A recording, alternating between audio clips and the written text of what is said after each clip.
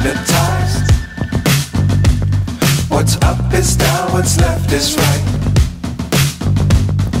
Chasing stars and holding you. I can't see the end, but we'll see it through.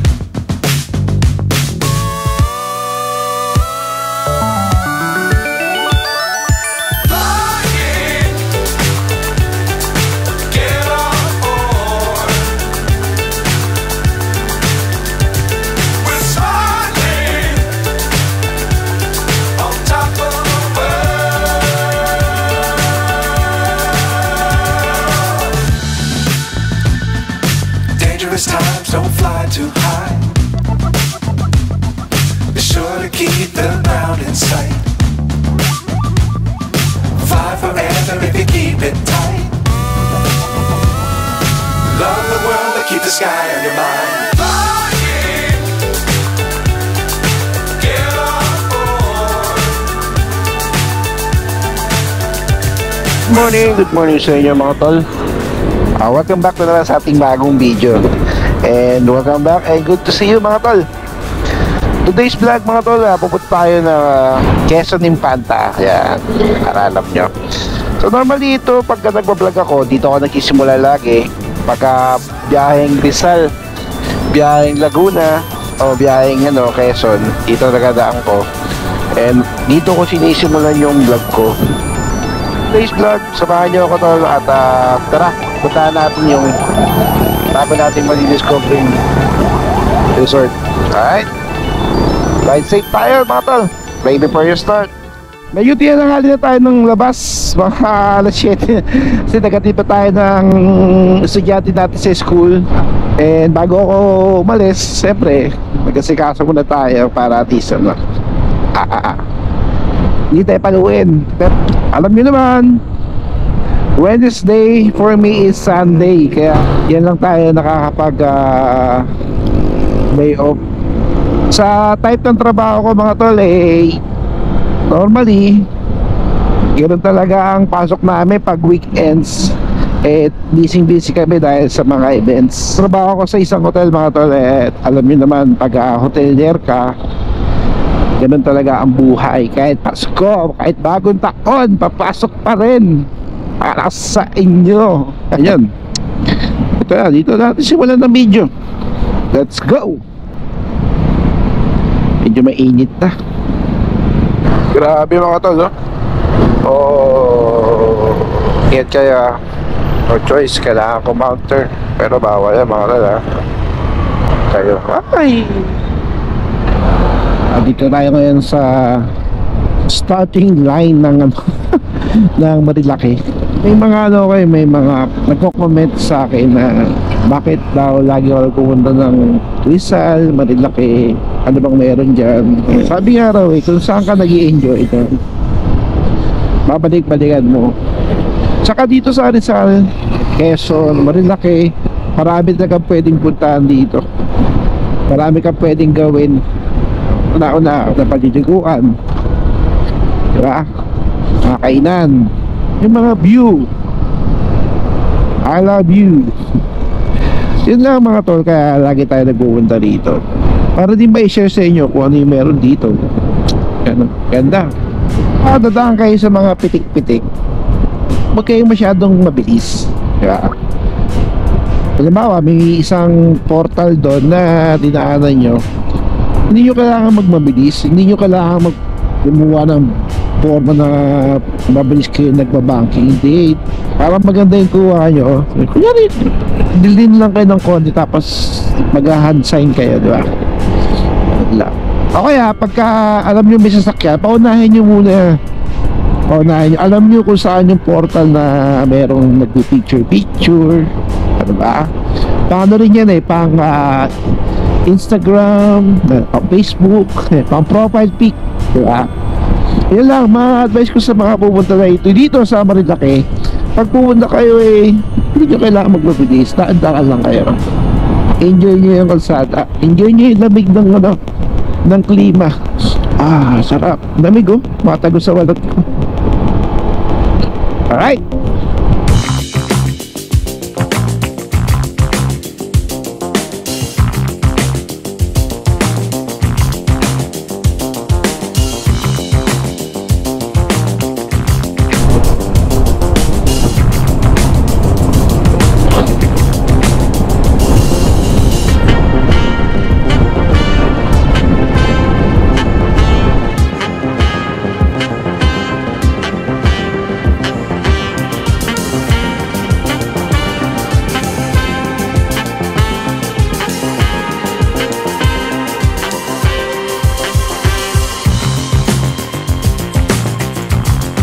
Wow.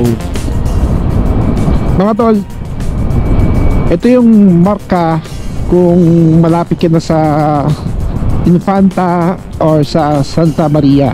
Yan, yung lihim na lagusan na yan. Tsura, no? Grabe. Nakakalula, pero ang ganda. Tignan na tignan. Yan po yung ano, yung lihim na lagusan. Yan na yung sign na malapit ka na sa Santa Maria, Laguna. Pero ingat ha, meron ditong ginagawang kalsada kasi meron nagkaroon ng landslide. Batiin natin. Oh, konti kayo po na lang. Ito na, konti na lang. Alright. Santa Maria. Nadagyan na tayo. Chuchi.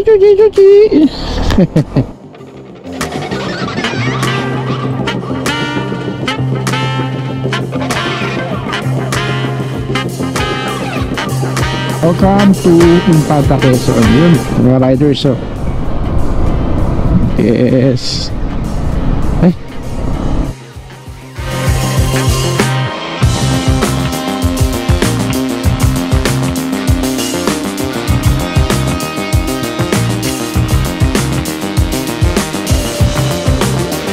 dito tayo sa Jarriel's Peak. Ito yung restaurant pala, hindi to ano lugar. Tignan natin yung kanilang specialty dito.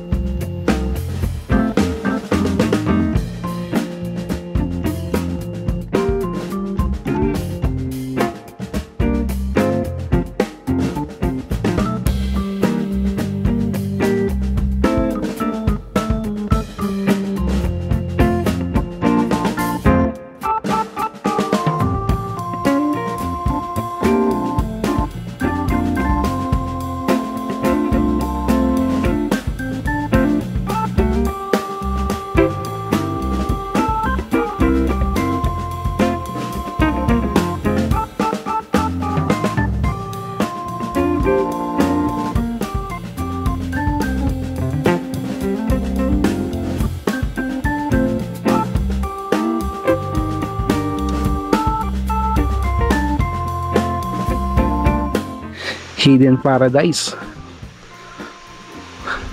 Talagang paradise talaga, di ba? Yan yung mga kubo. Pwede kayo mag-overnight. And meron din sila mga cottages. Oh, may dala kang manok, oh. Tinola. Cute ito. Tami. Yan. Ganda rito.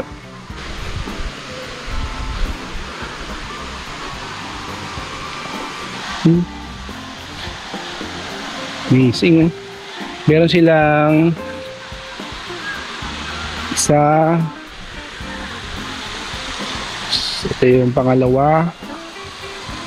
Pero pambata siguro to. Ito yung pangatlo. Yung pang-apat nandun sa kabila. Susunod ang 5. Nature Spring.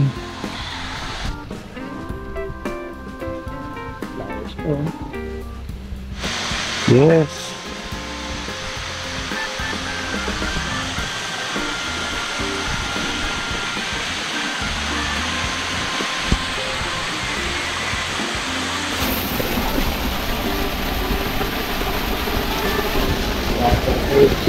Malalim siya. Mababaw. Yan. So, ito yung kwarto nila. Hi, ma'am. Ma'am, yung mga ganitong rooms pala, ma'am. Magkano pala yung mga renta nila dito?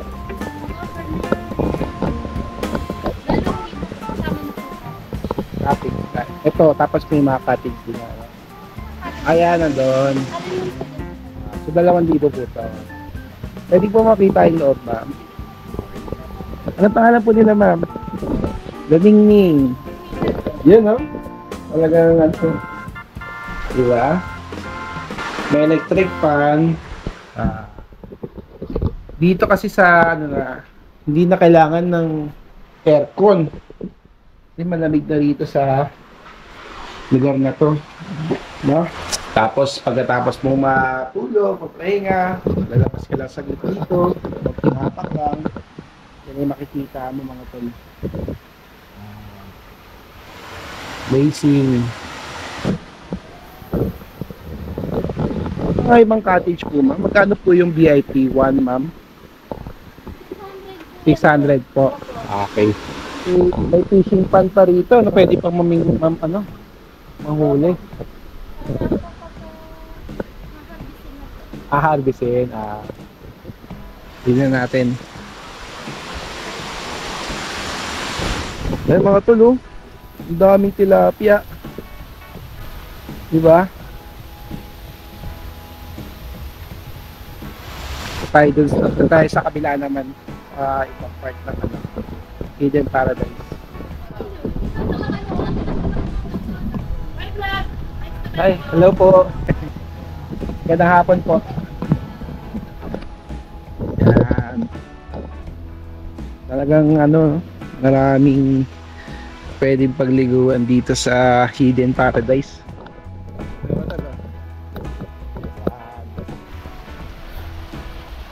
Diba?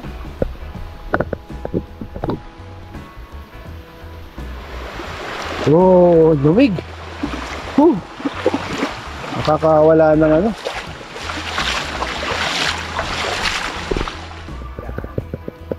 Pupunta rito yung tubig. Sarap.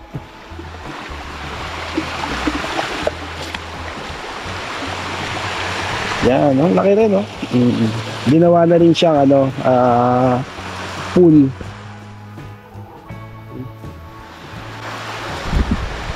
Para magbawas ng tubig, tatanggalin na yung batong yun.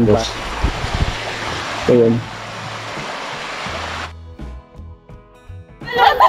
Ito po, sir. Yan po, sir. Maraming po sa lahat. Tagasan po kayo, sir. Impanta po. Impanta. Kami na lang po ito. Opo. Eh, bayad yan. 500. Lagay po, bumay. Subukan natin. Yan pa niya bumay ka naman. Yung bago mo yan. Pinunutin namin mamaya. Salamat, sir. Salamat po. Saka. Ay, sige po. Ano? Sige po. Ganda ang balo. Ay. Kalamansi po talaga. Kalamansi. Hindi, nilalagyan lang namin para Nakamontray yung lasa. Ayos po. Inaakit po.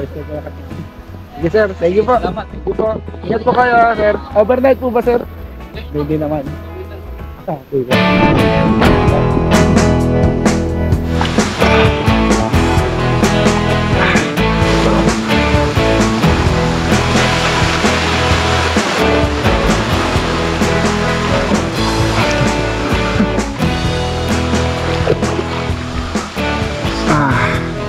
Hidden Paradise Resort. Dito lang yan sa 13 kilometers magsaysay. Infanta, Quezon.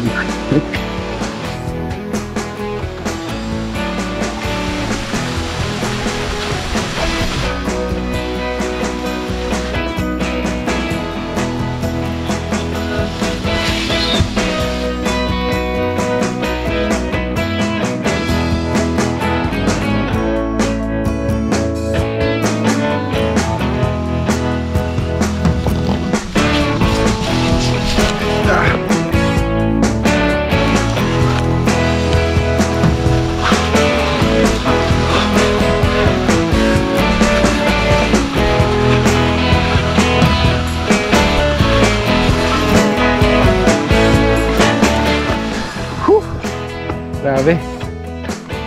Sarap. Sarap.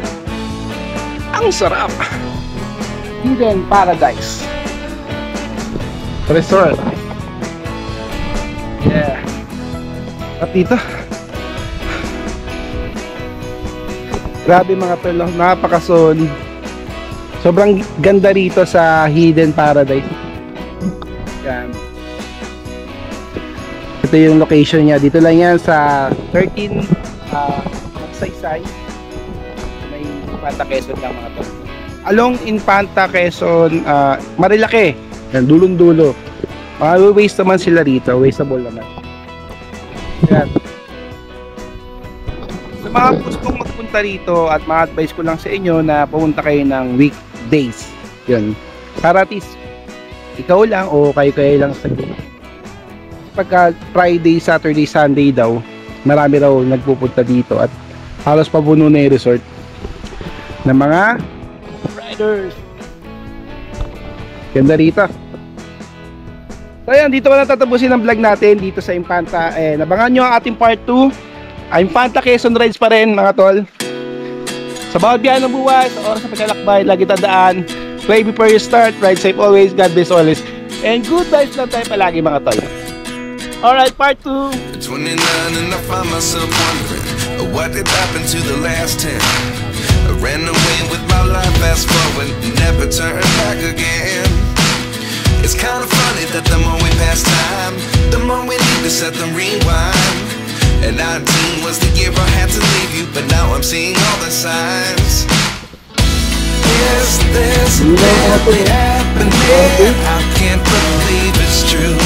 I'm just as surprised as you. Is this